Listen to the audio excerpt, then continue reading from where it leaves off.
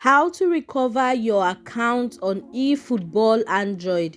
Hi guys, let's get started immediately. Now the first thing you want to do is to click on the three horizontal line at the bottom of your screen, and then you'll be tapping on data transfer. Then you want to tap on transfer data linked to Konami ID account. Now you are going to be tapping on user who registered their email address with another Konami app. You tap on that. Now guys, the next thing to do is to go ahead and type in your Konami ID. Now go ahead and tap on forgot your password. Now over here you are required to provide your email address, and also you are required to retype the words on the image on your screen. So you want to make sure it is exactly as seen on your screen, and when you are done you want to tap on next. Now you've been redirected to your email address. Now you want to go over there and create a new password.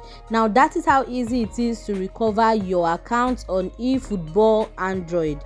Now if you found this video helpful, you want to click on the subscribe button to subscribe to this YouTube channel for more useful tutorials like this.